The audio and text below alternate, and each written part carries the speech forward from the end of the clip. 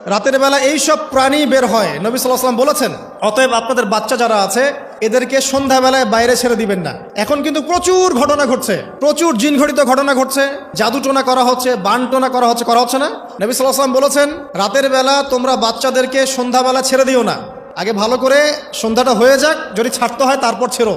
তারপর রাতের রাত যখন গভীর হবে তখন তোমরা এলোপাথালি ঘোরাফেরা করো না, রাস্তাঘাটে বনে জঙ্গলে ঘোরাফেরা করো না, কারণ এই সময় এমন কিছু মাখলুককে আল্লাহ পাক ছেড়ে দেন যাদেরকে তোমরা দেখো না। এখন সায়েন্সের যুগ তো, মানুষ মনে করে এগুলোর কোনো ভিত্তি নাই মনে হয়। কোরআন বলছে জাদু সত্য, কোরআন বলছে জাদু সত্য। কোন সূরা? সূরা বাকারা আয়াত নাম্বার 101, 101, 102 পড়ে দেখেন। ওয়াত্তাবিউ মা তাতলু শায়াতিন আলা মুলকি সুলাইমান, এই আয়াতটা পড়েন, বিশাল একটা আয়াত আছে। ওয়া মা কাফারা সুলাইমান ওয়ালাকিন্নাশ শায়াতিন কাফারু ইউআল্লিমুনা আন-নাস আস-সিহর। এই সিহর দিয়ে কি হতো? মা ইউফাররিকুনা বিহি বাইনাল মারই ওয়া যাওজি। সুলাইমান আলাইহিস সালামের সময় এই জাদুবিদ্যার প্রচলন ছড়িয়ে পড়ে।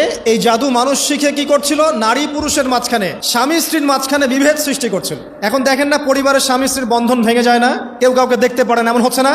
খুব ভালো সম্পর্ক হঠাৎ করে সম্পর্ক খারাপ। এই জাদুবিদ্যা সত্য। এবং এখনকার অনেক ভণ্ড যে কবিরাজগুলো বের হয়েছে, এরা জিনকে তাবে করে নিয়ে এই জিনদের মধ্য দিয়ে মানুষের মধ্যে জাদু ছড়িয়ে দিয়েছে। এই জাদুবিদ্যা সত্য।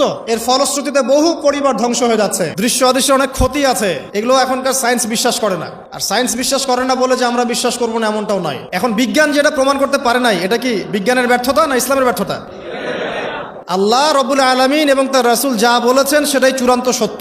সেটা আমরা প্রমাণ করতে পারি বা না পারি, এটাকে অন্ধভাবেই বিশ্বাস করতে হবে। এটাই হচ্ছে একটা মৌলবাদী কনসেপ্ট। আর এভাবে ইসলামের মৌলিক বিষয়গুলোকে না মানলে কেউ মুসলিমই হবে না। কথা কি বুঝতে পারছেন? আচ্ছা, তিনি বলছেন রাতের বেলা এমন কিছু মাখলুক বের হয় যাদেরকে তোমরা দেখো না। দুষ্ট জিন বের হয়। কি বের হয়? জিন জাতি নাই পৃথিবীতে? আল্লাহ পাক সূরা জিন নামে একটা গোটা সূরা নাজিল করেছেন, করেন নাই? কুল উহিয়া ইলাইয়া আন্নাহু ইসতামা নাফারুম মিনাল জিন্নি ওয়া ক্বালু ইন্না সামি'না কুরআনান আজাবা। জিনদের একটা দল কোরআন শুনে বলেছিল যে আমরা অদ্ভুত আজব একটা কোরআন শুনেছি। তারপর তারা গিয়ে তাদের কওমের কাছে ইসলামের দাওয়াত দেয়, ওই কওম ইসলাম কবুল করে। এটা নবী সাল্লাল্লাহু আলাইহি ওয়াসাল্লামের জীবনের সেই সময়কার ঘটনা, যখন নবীজি তায়েফ থেকে ফিরে আসছেন। তায়েফবাসী তাকে অত্যাচার করলো, তিনি নাখলা উপত্যকায় এসে নামাজ পড়ছেন, ওই নামাজের কেরাত শুনে জিনরা ইসলাম কবুল করেছে। তো সূরা জিনে আল্লাহ পাক এই কথা নাজিল করেছেন। তো আল্লাহ পাক যে বলছেন জিন জাতি আছে, আল্লাহ কি মিথ্যা কথা বলছেন? নাকি নাসা যখন বলে এলিয়েন আছে তখন ওইটা সত্য, আর আল্লাহ বলছেন জিন জাতি আছে এটা মিথ্যা? তা আমাদেরকে আবার নতুন করে মুসলমান হওয়া লাগবে এখন, আমাদের কনসেপ্ট চেঞ্জ হয়ে গেছে আর কি। আবার দেখেন আল্লাহ পাক বলছেন সূরা জারিয়াতের 56 নম্বর আয়াতে, ওয়া মা খালাকতুল জিন্না ওয়াল ইনসা ইল্লা লিয়াবুদুন। আমি জিন আর মানুষকে শুধু আমার ইবাদত করার জন্যই সৃষ্টি করেছে। তাহলে দুটো জাতি পাওয়া গেল, জিন এবং মানুষ। জিন কিসের তৈরি? আগুনের তৈরি। মানুষ কিসের তৈরি? কাদামাটি। ফেরেশতা কিসের তৈরি? নূরের তৈরি। তো এই যে সৃষ্টির বৈচিত্র্য, এটা কার সৃষ্টি? তো সেই আল্লাহ পাকের জ্ঞান সবচেয়ে বেশি না আমার জ্ঞান সবচেয়ে বেশি? তো সে আল্লাহর পক্ষ থেকে যখন কোরআন এবং হাদিস নাজিল হবে, তা আমি অন্ধভাবে মানবো না? নাকি আমি আল্লাহকে চ্যালেঞ্জ করবো ইবলিসের মতো? ইবলিস আল্লাহকে চ্যালেঞ্জ করছে না? খলাকতানি মিন নার ওয়া খলাকতাহু মিন তিন। আমি কেন আদমকে সেজদা করতে যাব? আমি কেন আদমকে সেজদা করতে যাব?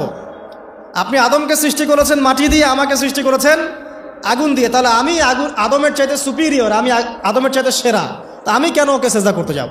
তো ইবলিস আল্লাহকে চ্যালেঞ্জ করলো না? তো এখন আমরা যারা আল্লাহকে চ্যালেঞ্জ করছি, এখন এই বিশ্বে যারা আল্লাহকে চ্যালেঞ্জ করছে, কোরআনকে চ্যালেঞ্জ করছে, হাদিসকে চ্যালেঞ্জ করছে, এরা কি আল্লাহর অনুগত বান্দা না ইবলিসের এজেন্ট?